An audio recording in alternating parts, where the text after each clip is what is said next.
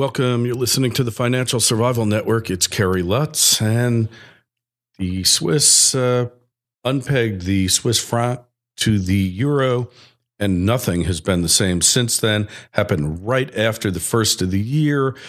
Precious metals all over the place, the dollar, the euro, the world financial system teetering on the edge. And here to talk about it is our good friend David Morgan of the Morgan Report. Also, you'll find him on silver-investor.com. And David, how are you? Doing well, Kerry. Thank you. Hey, well, so we started off the year literally with a bang, and things, well, precious metals went up for a bit. Now they're kind of zigzagging, kind of going back and forth, which doesn't surprise me because it just didn't feel like it was quite ready for a breakout, but they're kind of holding steady. What's your feel on things? What's your take? Yeah, my take, well, we just published the February issue of the Morgan Report, and as you know, since you're a subscriber, that this event with the Swiss National Bank was really a black swan. And, you know, most of the time that I do interviews with you or others, I always, give my analysis on where we're going, short, medium, and long term. That's usually what I'm asked, not every interview. But I answer the question, and I always have to, swallow hard and give the caveat and say, so many black swans out there that perhaps one would, happen. And if that happened, then, kind of all bets are off, that you're not going to see this grinding up and having to go through levels of resistance and, get the precious metals into the consciousness of people that have left the market and new people to come in, and all that takes to get a market that's, been in the doldrums for years, the last 3 or more for gold and 4 for silver. So a black swan is one of these unknowns that comes out of nowhere sort of thing. And that really was this depegging, because it wasn't hinted at, it wasn't forecast, it wasn't shown anywhere by anyone. And in fact, the exact opposite had taken place much just prior, where the Swiss bank spokesperson, one of the many, said that, we're basically adhering to the peg no matter what, and guaranteeing it, and on and on. Those are my words, but the emphasis was that the peg is here, it's going to stay here, don't worry about it, it's a sure thing, and on and on. And then within probably 10, 12 business days of that statement, bang, they do it on their own, and they do it from my analysis and others. And, this has been probably overdone on the internet, so I don't want to take up too much of the interview with it. But the way I analyze it was that the Swiss know. I mean, they are known for, at one time, their bank secrecy laws, certainly known for their acumen in the banking industry. And so they have the ability to see that this Mario Draghi situation, where he was going to just print like Bernanke and Yellen, that they were not going to have any more to do with it. They just said, I would rather take the pain now and suffer now than what will happen in the longer term with what's going to take place in the euro. So they exited and paid a pretty big price. In fact, I know several fund managers that basically lost their jobs because of this depegging and being on the wrong side. So it is a big event. It is a black swan in my view, and it is something that will continue to have repercussions, because it's the further unwinding of the financial crisis that took place in 2008 that really hasn't been repaired. Oh, certainly, it's like an analogy would be the Tower of Babel. The Tower of Babel comes down, and yet, there's still the idea that you could put it back together, or, rebuild it, or get the scaffolding back up. We'll start to get it back together. It's coming up, and, the people there that believe it, I think, oh, yeah, we just had a big setback, but we're on our way, Well, no. That's what you hear. That's the mainstream press pushes. That's the mantra that continues out there on all the business channels. But the reality is no. And this is an event that I think even some of the sleepier out there have woken up to the fact, especially with the Swiss, because most people have an innate understanding, if they don't understand it intellectually, they understand it at more or less a gut level, that the Swiss are moving out in a way that means something significant. And of course it does. Yeah, for sure. And like you said, black swan, yeah, the whole concept of a black swan as something that's flying around that could cause an immense amount of disruption, could even be a crisis. I don't think the Swiss unpegging or depegging rises quite to that level, at least yet. But it's there, but you just don't know it. And when it hits, boy, it really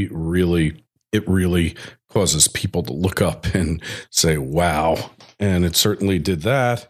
And it can't really be a surprise because it cost them hundreds of billions of dollars to keep that peg, right? Yeah, it was detrimental. I mean, it worked to their advantage for a while. What's very interesting, if you look at it, was that when gold peaked at around the $1,900 level, right after that, or just before, I forget, but right in that time frame is when Swiss announced a peg to the euro. Mm-hmm. So they announced a peg to the euro, and then gold started down. So the Swiss currency, although it's not backed by gold anymore, at one time was, and of course the referendum was going to kind of reassert the Swiss influence with the gold partial backing, and that was defeated. But this Egon von Gretz, and I've hopefully pronounced his name close to correctly. I've met him, I think, once or twice in my travels to Europe. Very bright, and he was really the only one that predicted this black swan. And he, to my knowledge, is the only one that got it right, and the only one that really saw it coming.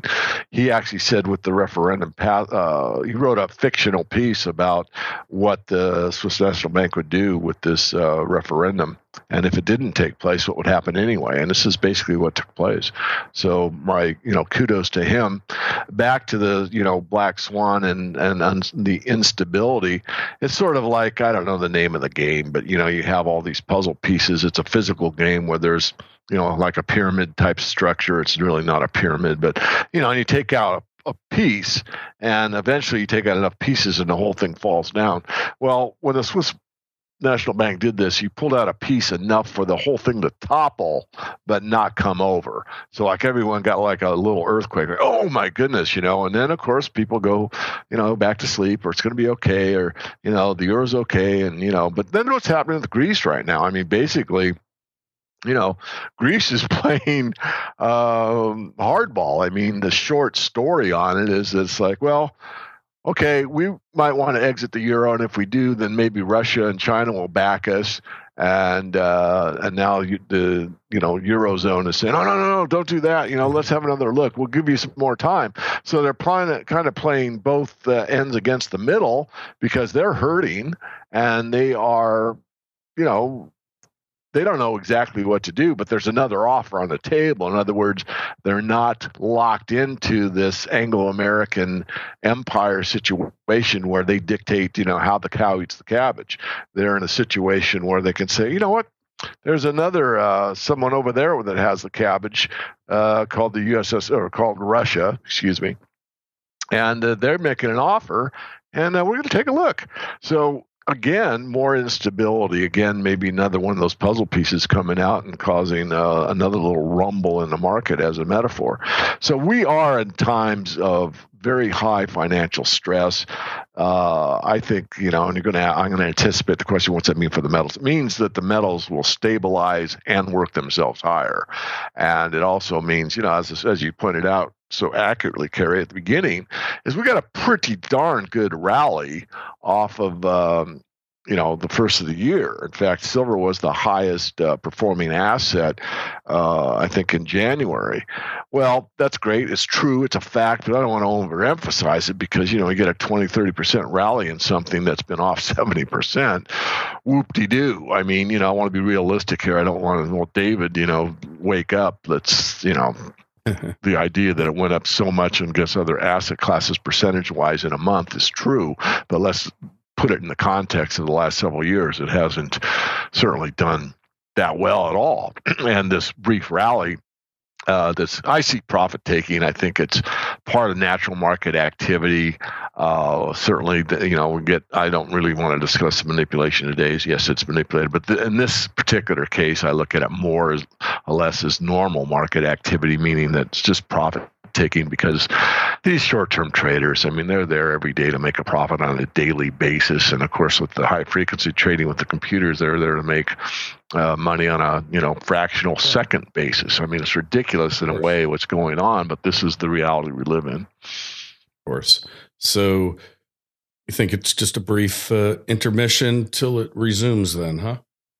No, I think it's going to be probably half the year, Kerry. I'm actually not looking for real great strength in the metals until probably September of this year. Hope I'm wrong. I hope that, a gray swan happens or something takes place that, wakes up enough people that they either have left the market to come back.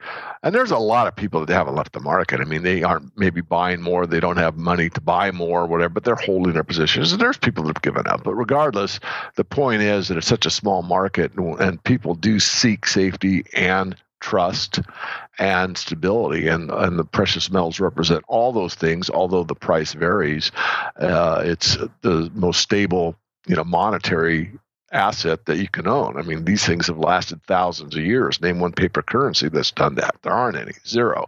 So there will be a day where, days accumulating when people start to come back in the market slowly, but there could be a rush again. And I think this, again, first of the year was sort of a taste of what can happen in these markets as far as significant moves in a short period of time.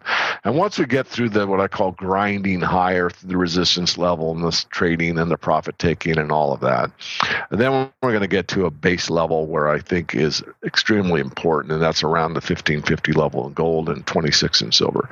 Once those levels are achieved and we are above them, and it's obvious to almost everyone that those levels are not going to be tested again, then we have reformed a base level where we can really start to see these markets, in a very positive light. A lot of technicians will see it that same way because of the way the charts are and the way that the market has displayed itself. And then you will see a lot more people come into the markets. You may see hedge funds come back, and all of a sudden you're going to start getting a lot of buying pressure. And so I really am looking for that to happen, somewhere in the fall of this year. And once that takes place, it wouldn't be too long before we start seeing, the old highs tested in gold. I don't think silver will test that $50 level as rapidly as I might like, but it will exceed it, because the silver market is so small. And once gold gets out of the price range of the average investor, we're looking at pick a number, it varies person to person, but you get into the $3,000 level. Everyone says, well, it's 3 now, it's going to 4, it's going to 5, it's going to 10, no, it's going to 20, no, it's going to 25, I'm sure it's going to 30. I mean, you get that kind of hype.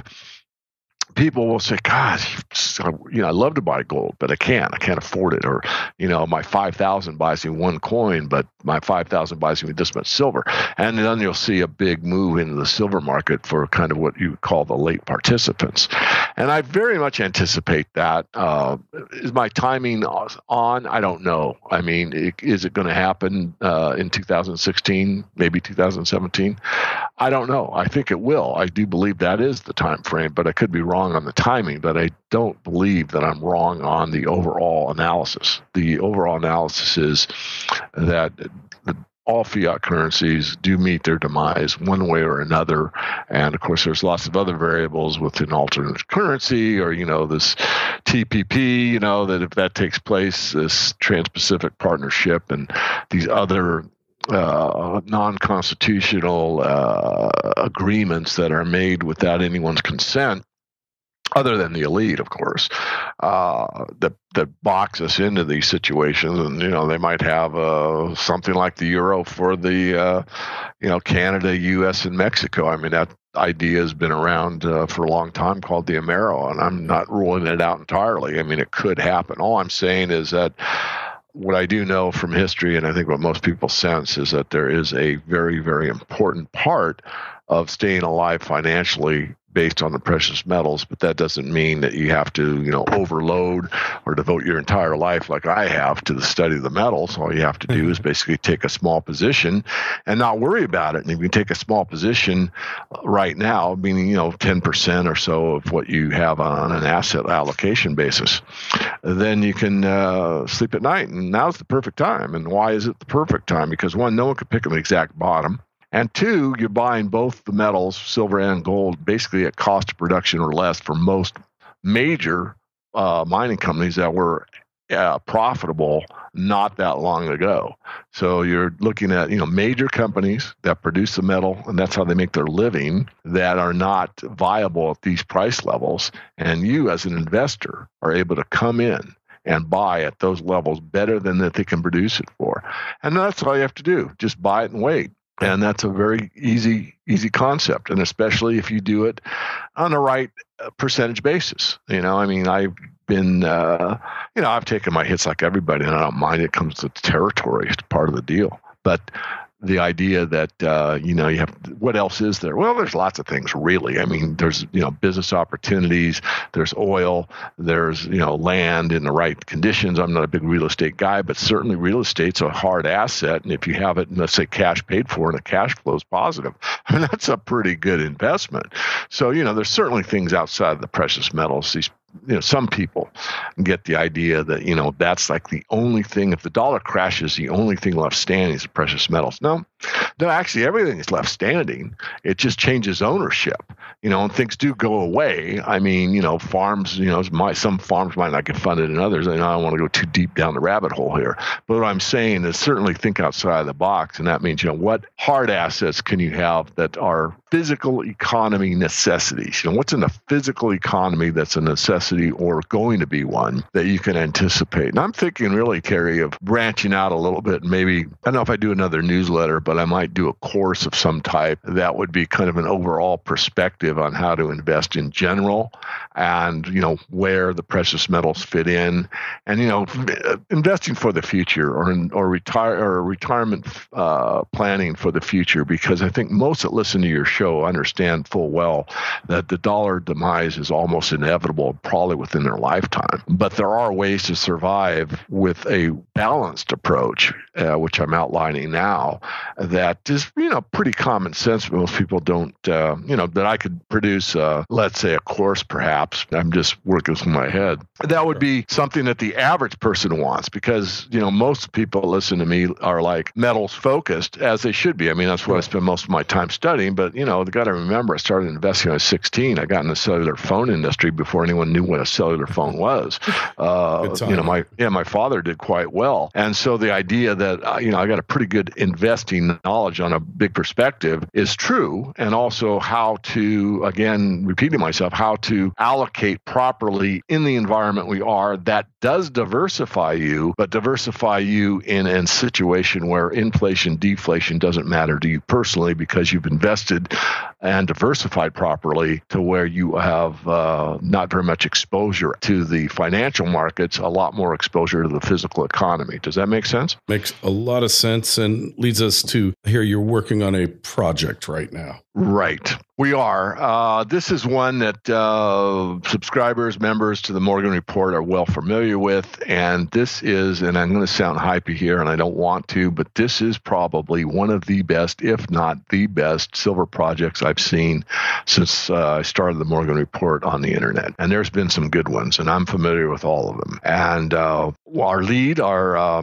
senior analyst went down and did the project review. And as you know, Kerry, and I don't know anyone else in the industry that does this, but maybe you do. And if you do, please voice it, because to my knowledge, we're the only ones that take a camera on these site visits and film it. Yeah. So that our members that pay us, that are really interested in these type of opportunities because they want to see it for themselves, which means they're really going along for the ride for a pittance. The basic service, well, you don't get this on the basic service. It's about $10 a month. The next level up is $270 a year. So what, $20 a month? You get to ride along with us and see the project, see the interviews. And then, of course, there's the full written report that goes along with it. But the reason I'm a little remiss is because of, the authority figures out there. This stock is really around 6 cents right now. And I'm not a big fan of low-price stocks. But I am a big fan of this management, of this project, of the grades that are superior. And they just put out in the public domain, which I can talk about now because management had tipped me off earlier, that they have great gold grades and some iridium grades as well that only add to the sweetness of what this rock is worth. So this is something, again, I'm excited. I sound excited because I am excited.